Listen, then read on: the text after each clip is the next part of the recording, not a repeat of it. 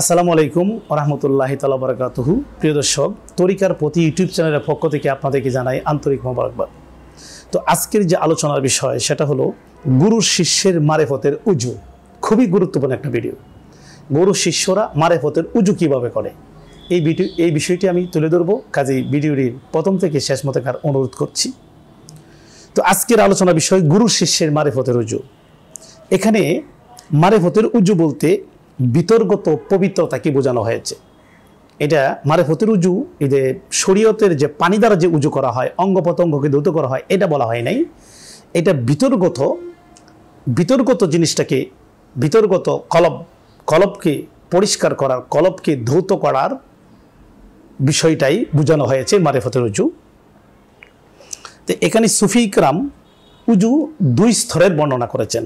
সুফি ইকরাম উজুটাকে দুই ভাগে বিভক্ত করেছেন এবং গাউস পাক আব্দুল কাদের জিলানী রাদিয়াল্লাহু তাআলা তাসসিরুল আসরার নামক কিতাবেও লিখেছেন যে পবিত্রতা বা উজু দুই ধরনের হয়, দুই স্তরের হয়। একটি বর্ণনা করছেন শরীয়তের উজু, যা বাহ্যিক পানি দ্বারা, এই যে আমরা যে পানি দ্বারা, পবিত্র পানি দ্বারা বাহ্যিক যে অঙ্গ প্রত্যঙ্গ দই, যেমন মুখ দই, দুই হাত দই, পা দই, মাথা দই, এটা হলো বাহ্যিক পানি দ্বারা যে উজুটা করা হয়। আরেকটা উজু হলো যেটা আত্মিক পবিত্রতা, মানে আত্মাক্ষী পবিত্রতা। শরীয়তের উজু আমরা হাত, মুখ, মাথা, পা ধোয়া, যা কোরআন দ্বারা প্রমাণিত। এই উজু ছাড়া কিন্তু নামাজ হয় না, এটা শরীয়তের উজু। কিন্তু মারেফতের উজু হলো আত্মিক, ভিতরগত দিকটাকে পবিত্র করা, যা কলবের ময়লা আবর্জনা পরিষ্কার করতে হয়। শরীয়তের উজু পানি দ্বারা বাহিরের অঙ্গ প্রত্যঙ্গ ধুইতে হয়, আর মারেফতের উজু হলো বিতর্গত দিক, অর্থাৎ কলবের ময়লা আবর্জনা পরিষ্কার করতে হয়। তে এখন মারেফতের শরীয়তের উজু পানি দিয়ে, মারেফতের উজু হলো তওবা, জিকির ও ইখলাসের নূর দিয়ে। অশ্রু, চোখের পানি তওবা, জিকির এবং ইখলাসের নূর দ্বারা কলবকে ধৌত করতে হয়। এটা হলো মারেফতের উজু। এখন শরীয়তের উজু ছাড়া কিন্তু নামাজ হয় না, আর মারেফতের উজু না হলে কিন্তু আত্মশুদ্ধি হয় না। দুইটা কিন্তু লাগবে। শরীয়তের উজু ছাড়া নামাজ হয় না, আর মারেফতের উজু ছাড়া আত্মশুদ্ধি হয় না। এখন কোরআনে কিন্তু বলছে আত্মশুদ্ধি মুক্তির পথ, আত্মশুদ্ধি সফলতা। কদা ফলাহমান জাক্কাহা, সূরা শামসের 9 নং আয়াত। আল্লাহ বলেন সেই ব্যক্তি সফল কাম যে আত্মশুদ্ধি করেছে। তা আত্মশুদ্ধি হবে না মারেফতের উজু ছাড়া, অর্থাৎ কলবের উজু ছাড়া, কলবের পবিত্র ছাড়া। এখন শরীয়তের উজু পানি দিয়ে শরীর পরিষ্কার করা হয়। আমি খুব সহজ করে আপনাদেরকে বোঝাতে চাচ্ছি।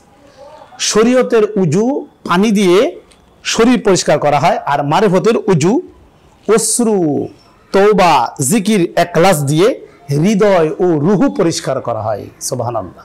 প্রিয় দর্শক, এই যে আমি কথাগুলা, তরিকতের কথা, সুফিবাদের কথাগুলো আপনার কাছে বলি, এই সুফিবাদকে এগিয়ে নেওয়ার জন্য, তরিকতকে এগিয়ে নেওয়ার জন্যই বাবা আমি একটা মাদ্রাসা করেছি, বড় একটা মাদ্রাসা, কিশোরগঞ্জ জেলার কটিয়াদি উপজেলা গতলা গ্রামে 4 তলা একটা ভবন করতেছি। এখানে 25 জন শিক্ষক থাকবে তরিকতে সুফিবাদের, এবং এখানে 500 ছাত্র রাখার প্ল্যান নিয়েছি। এখান থেকে সুন্নিয়তের তরিকতের আলেম বানিয়ে ছাড়বো।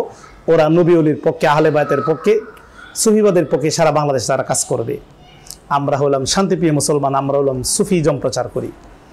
বাবা প্রায় 4 কোটি টাকা এখানে খরচ হবে। আমি প্রায় 2 কোটি টাকার জায়গায় দিয়েছি, আরও জায়গা লাগবে প্রায় এখানে 100 শতক। এখানে আমরা নভেম্বরে এটা ভিত্তিপ্রস্তর স্থাপন করব। তো আপনাদের সহযোগিতা ছাড়া আমাদের এই প্রতিষ্ঠান করা সম্ভব নয়। আপনাদের দান সহযোগিতা একান্ত প্রয়োজন। সুন্নিয়তকে এগিয়ে নিতে, তরিকতকে এগিয়ে নিতে, সুফিবাদকে এগিয়ে নিতে মাদ্রাসার বিকল্প নেই। বাংলাদেশে হাজার হাজার ব্যাঙ্গের ছাতার মতো মাদ্রাসা হয়েছে, কিন্তু নবী ওলির পক্ষে, আহলে বায়তের পক্ষে মাদ্রাসা সংখ্যা খুবই কম। মাদ্রাসা হয়েছে হাজার হাজার আছে, কিন্তু নবী ওলির পক্ষে না। নবী ওলির বিরুদ্ধে কথা বলতেছে, ওলি আল্লাহর মাজারের বিরুদ্ধে কথা বলতেছে, সুফিজমের বিরুদ্ধে কথা বলতেছে, কিন্তু নবী ওলির পক্ষে, আহলে বায়তের পক্ষে, সুফিবাদের পক্ষে মাদ্রাসার সংখ্যা খুবই কম। কাজেই উদ্যোগটা আমি নিয়েছি। আপনারা যারা হৃদয়বান লোক আছেন, দেশ এবং দেশের বাহিরে যারা আছেন, আপনাদের কাছে সহযোগিতা চাচ্ছি। আপনারা রড দিয়ে, সিমেন্ট দিয়ে, ইট দিয়ে, পাথর দিয়ে সহযোগিতা করতে পারেন। আমার স্ক্রিনে যে নাম্বার দেওয়া আছে, এটা আমার অ্যাকাউন্ট নাম্বার দেওয়া আছে, এবং আমার হোয়াটসঅ্যাপ নাম্বার দেওয়া আছে, এবং আমার এখানে বিকাশ নগদ করা আছে। তো আপনারা দেশের বাইরে যারা আছেন, যদি আপনারা এই ডোনেট করুন, এটা সৎকাই জারি হবে বাবা। একদিন আমরা পৃথিবীতে থাকবো না, চলে যাব অন্ধকার কবরে, কিন্তু সদকাই জারিয়া হিসাবে আমরা কবর থেকে এটা সব পাবো, পরকালে ব্যাংকে জমা হবে। কারো মা নাই, বাবা নাই, দাদা নাই, এদের রুহের মাগফিরাতের জন্য দান করতে পারেন। এমন লোক থাকতে পারেন যে হুজুর আমি একটু জায়গা কিনে দিব, হ্যাঁ তাও পারেন। এমন লোক থাকতে পারেন যে হুজুর আমি ফাউন্ডেশনটা করে দিব, হ্যাঁ তাও পারেন। আপনারা আমার ওয়াজ, আমার কথা যারা শুনতেছেন, যারা তরিকতকে ভালোবাসেন, সফিবাদকে ভালোবাসেন, প্রকৃত ইসলাম যেটা নাকি মুক্তির রাস্তা, যে সফিজম তরিকতের রাস্তা, সেই তরিকত জগৎকে প্রশ্রবিত করার জন্য, তরিকত জগৎকে এগিয়ে নেওয়ার জন্য, সফিজমকে এগিয়ে নেওয়ার জন্য, তরিকত এবং সফিবাদের দাওয়াত ঘুরে ঘুরে পৌঁছে দেওয়ার জন্য আপনারা যদি আমাদের পাশে দাঁড়ান, তা আমরা এই কাজটা শেষ করতে পারবো। আপনাদের সহযোগিতা ছাড়া কখনো সম্ভব হবে না। এখানে প্রায় 4 কোটি টাকার মতো খরচ হবে। তা আমার শুভাকাঙ্ক্ষীরা আমার পাশে দাঁড়িয়েছেন, এবং আমিও যে উপার্জন করতেছি টাকা পয়সা, সমস্ত টাকা এখানে দিয়ে দিচ্ছি। আপনারা যে আমাদের পাশে থাকুন, ইনশাআল্লাহ এটা করা কোনো কঠিন হবে না। 10-এর লড়ি 1-এর বোঝা।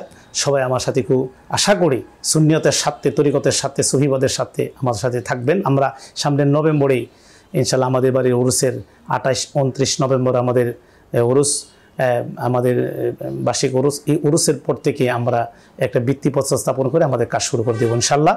তো আপনাদের সহযোগিতা আশা রেখে আজকে বিদায় করছি। আখিরি দাওয়ানা আনিল হামদুলিল্লাহি রাব্বিল আলামিন। আসসালামু আলাইকুম।